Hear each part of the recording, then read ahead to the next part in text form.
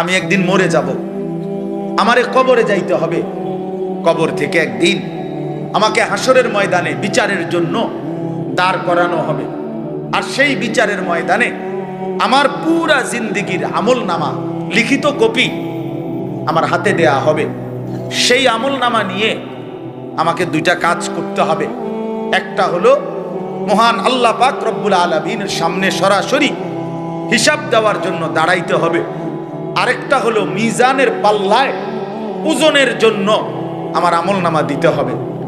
এরপরে আমাকে ফুলসেরাত পার হইতে হবে। এরপরে আমাকে অনন্তকালের চূড়ান্ত গন্তব্য জান্নাত কিংবা জাহান্নামে পৌঁছতে হবে।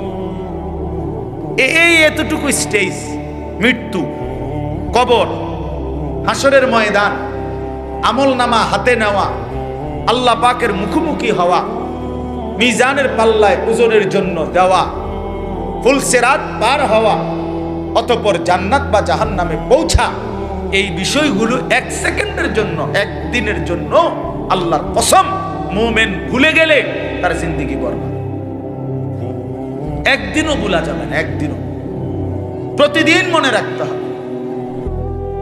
কোরআনুল কারীমে আল্লাহ বলেছেন, ইয়া আইয়ুহাল্লাযীনা আমানুত্তাকুল্লাহ ওয়াল তানজুর নাফসুম মা কদ্দামাত লিগাদ। হে ঈমানদার, সর্বদা আল্লাহকে ভয় করো আর প্রতিদিন হিসাব করো, লক্ষ্য করো আজকে তুমি আগামী কালকের আখিরাতের জন্য কি পাঠিয়েছো। আজকে হিসাব। ব্যাংকের কর্মকর্তা প্রতিদিন হিসাব মিলা। 4টা বাজে যদিও ব্যাংকে গ্রাহকের সাথে লেনদেন বন্ধ হয়ে যায়, কিন্তু ব্যাংক কর্মকর্তা, ব্যাংকে যারা চাকরি করে তারা কিন্তু কারেক্ট 4টায় বাইর হয়ে না। তারা এরপরে 1 ঘন্টা, 2 ঘন্টা, 3 ঘন্টা যার যেটুকু লাগে সে ক্রেডিট ডেবিট মিলাইয়া, মানে আয় ব্যয় মিলাইয়া এরপরে বাইর হইতে হবে। এটাই নিয়ম। আজকের হিসাব মিলাই দিয়ে যাইতে হবে তাকে। তো আল্লাহ তাআলা বলে, বান্দা আজকের হিসাব মিলাও, আজকের হিসাব মিলাও, আগামীকাল নাও মিলতে পারে। ওমা তাদরি নাফসুম মাজা তাকসিবু গাদান। কেউ জানে না সে আগামীর মুহূর্তে কি করবে। আল্লাহ বলে কেউ জানে না। অতএব আজ মিলাও, আগামীকাল কিয়ামতের জন্য আজ তুমি কি পাঠিয়েছো। ছেলেরা তোমরাও বুঝতে শেখো, নিজেরে ছোট মনে করো না। 16 বছরের একটা বাচ্চা ছেলে, তুমি ছোট না ভাইয়া। 14 বছর ছোট না, 18 বছর ছোট না, তুমি পূর্ণ যুবক। যেদিন থেকে যার গোসল ফরজ হয়, বীর্যপাত হয়, সেদিন থেকেই সে যুবক। সেদিন থেকে প্রতি সেকেন্ড হিসাব, সেদিন থেকে সেকেন্ড হিসাব, প্রতি বিন্দু হিসাব, প্রতি নিঃশ্বাসের হিসাব। অতএব খামখেয়ালি করে মনে করুন আমি এখনো বাচ্চা মানুষ, আমি তো এখনো চাকরি করি না, আমি তো এখনো বিয়েই করি নাই, আমি তো এখনো একেবারেই অল্প বয়সী। না ভাইয়া, তুমি পূর্ণ বয়সী, তুমি পূর্ণ বয়সী। অতএব তুমি নষ্ট হইও না। কেউ যদি কারো দিকে নজর নাও রাখে, নিজের ভালো, নিজের কল্যাণ, নিজের দিকে নিজেকেই কমপক্ষে নজর রাখতে হয়। আমার বাবা হয়তো আমার খেয়াল করে নাই, ঠিক আছে, হতেও পারে। কারো বাবাও তো মাদকাসক্ত হইতে পারে, কারো বাবাও তো চরিত্রহীন হইতে পারে, কারো মাও তো অসৎ হইতে পারে। কিন্তু তারপরে কি এই জন্য নিজেকে নষ্ট করে দেওয়া, নিজেকে বরবাদ করে দেওয়া?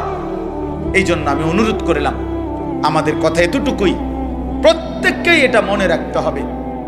আমরা হাসলেও মরে যাব, কাঁদলেও মরে যাব, আমরা সুখেও মরে যাব, দুঃখেও মরে যাব।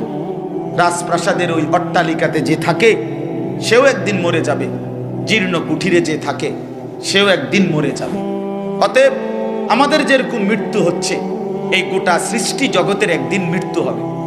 এইটাকেই বলা হয় কিয়ামত। আর এই কিয়ামতের একাধিক নাম আছে কোরআনে। এর মধ্যে একটা নাম হলো আল কারিয়া।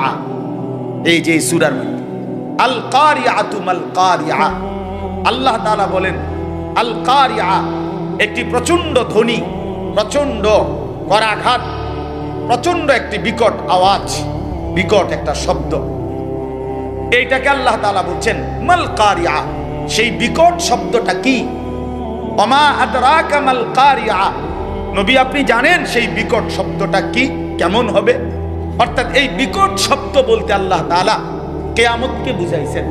ইসরাফিলের ফু দিলে জমিনের মধ্যে যেটা শুরু হবে, রাস্তায় চলার পথে কত গাড়িয়ে যায়, ট্রাকের চাক্কা যখন ব্রাস্ট হয় তখন কিন্তু বিকট শব্দ হয়।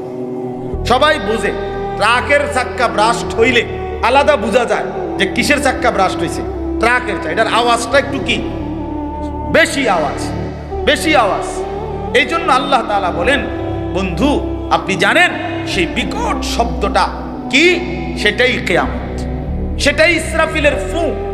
একদিন ইসরাফিল ফু দিবে আর গোটা পৃথিবীর মধ্যে ভূমিকম্প শুরু হবে, আর গোটা সৃষ্টি জগৎ একসাথে ভাঙতে শুরু করবে। ভাইবা দেখেন, এক মুহূর্তে ভেবে দেখেন, এই প্যান্ডেলের সবগুলো লাইট ভাঙতেছে, খুঁটিগুলো ঠাস ঠাস করে পড়ে যাচ্ছে, স্টেজটা ভাঙ্গা পড়ে গেছে, প্যান্ডেলের কাপড়গুলো তছনছ করে ছিঁড়ে গেছে, তখন কি পরিমাণ একটা ভয়ানক পরিস্থিতি হবে এটা একটু ভাবেন। আর এবার ভাবেন, সাত আসমান চুরচুর করে ভেঙে যাচ্ছে, কোটি কোটি কোটি কোটি তারকারাজি খসে খসে পড়ছে, সাগর নদীর পানিগুলো টকবগে উথরাইতেছে, পাহাড়গুলো তুলার মতো উঠতেছে, মাটিগুলো রেজা রেজা পাউডার পাউডার হয়ে গেছে, গোটা কায়নাত ভাঙচুর চলছে। কি হবে তখন? ইযাস সামাউন ফাতারাত ওয়া ইদাল কাওয়াকিবুন তাসারাত ওয়া ইদাল বিহারু ফুজ্জিরাত ইযাস সামাউন শাক্কাত ওয়া আদিনাত লিরাব্বিহা ওয়া হুক্কাত ইযাস শামসু কুফিরাত ওয়া ইদাল কাওয়াকিবুন তাসারাত। এভাবে বারবার আল্লাহ বলছে, বান্দা গোটা জমিন ভেঙে যাবে, আসমান ভেঙে যাবে, পাহাড় উড়ে যাবে, পানি উড়ে যাবে, গোটা সৃষ্টি তছনছ হয়ে যাবে। কি হবে তখন? ইয়াউমা ইয়াকুনুন নাসু কাল ফারাশিল মাবসুস। কোন পতঙ্গের দিকে, কোন লাইটের কাছে ওই সাদা সাদা পতঙ্গ, উলু উলু যেগুলো কই আমরা, উলু যেমন চারদিক থেকে দৌড়ায় দৌড়াইয়া এই লাইটের দিকে, আলোর দিকে, আগুনের দিকে আয়সা ঝাঁপাইয়া পড়ে, যে যেদিক থেকে পড়ে দৌড়াইয়া আয়সা ঝাঁপ দিয়া দিয়া পড়ে। আল্লাহ তাআলা বলে, এই সেদিন ইসরাফিল ফু দিলে কিয়ামত যখন শুরু হবে, জমিনের ভূমিকম্প শুরু হবে, চারিদিকে যখন ভাঙচুর শুরু হবে, তো কোটি কোটি কোটি মানুষ এরকম বিক্ষিপ্ত পতঙ্গের মতো যে যেদিকে পারে ছুটাছুটি করে দৌড়তে দৌড়তে হাঁফাইয়া গিয়া যে যেখানে পড়ে যাবে সে সেখানেই মরে যাবে। ওয়াতাকুনুল জিবালু কালইহনিল মানফুশ। সবগুলো পাহাড়, উঁচু জায়গা ধুলিত ধুনিত তুলা তুলা ধুনাইলে, অর্থাৎ লেফ তোষক বানাইবার আগে তুলারে যেরকম মেশিন দিয়া বা লাঠি দিয়া বাইরে ধুনায়, এগুলারে এইভাবে ধুনিত তুলা যখন উঠতে থাকে, পাহাড়গুলো এভাবে উঠতে থাকবে। আল্লাহ বলেন, এরই মাঝে সব শেষ হয়ে যাবে, ইসরাফিলের ফু শেষ হবে, দ্বিতীয়বার আবার ফু দিবে, হাসরের ময়দান কায়েম হবে। ফাআম্মা মান সাকুলাত মাওয়াজিনুহু। আর সেই হাসরের ময়দানে মিজানের পাল্লায় আমলনামা রাখলে যার নেকি ভারী হবে, গুনাহ হালকা হবে, ফাহুয়া ফি ঈশাতির রাদিয়া। সে সন্তুষ্টিময় জীবন জান্নাতেই বসবাস করবে। ওয়া আম্মা মান খাফফাত মাওয়াজিনুহু। আর মিজানের পাল্লায় যার আমলনামার নেকি হালকা হবে, গুনাহ ভারী হবে, ফা উম্মুহু হাভিয়া ওয়া মা আদরাকা মা হিয়া নারুন হামিয়া। আল্লাহ তাআলা বলেন, তার ঠিকানা হবে নিকৃষ্ট জাহান্নাম, হাভিয়া নামক জাহান্নাম, যেই জাহান্নামে প্রজ্বলিত ধাউ ধাউ করে আগুন জ্বলবে। নবীজি বলছেন, তোমাদের দুনিয়ার আগুনের চাইতে 70 গুণ বেশি তীব্র গরম জাহান্নামের আগুন। সেই আগুনেই তাকে ফেলে দেওয়া হবে, সেই আগুনেই সে জ্বলে ভস্ম ছাই হয়ে যাবে। বন্ধু আমার, বাপ আমার, চলেন জিন্দেগি আখেরাতের ফিকির করি। যুবক, আবারও বলি, নামাজ পড়ো, আখলাক ভালো রাখো, চরিত্রহীন হইও না, লম্পট হইও না, নারীর ফান্দে পইরো না, মোবাইলের আসক্ত হইও না। বাবাদেরকে বলি, সুদের লেনদেন, ঘুষের লেনদেন, হারামের লেনদেন ছাড়েন, চা দোকানের আড্ডা ছাড়েন, বিড়ি সিগারেটের বদভ্যাস ছাড়েন, গুনার রাস্তা ছেড়ে দিয়ে শেষ হায়াত আল্লাহর জিকির, কোরআনের তেলাওয়াত, নামাজ রোজা বন্দিগির মধ্যে কাটান। দ্বীনকে ভালোবাসেন, মসজিদকে ভালোবাসেন, মাদ্রাসাকে ভালোবাসেন, কোরআনকে ভালোবাসেন, তালেবে ইলম উলামায়ে কেরামের সাথেই আজীবন সম্পর্ক রাখেন। আল্লাহ আপনাদেরকে তৌফিক দেন, কবুল করেন, আমিন। সুবহানাল্লাহি ওয়া বিহামদিহি। সুবহানাকাল্লাহুম্মা ওয়া বিহামদিকা আশহাদু আন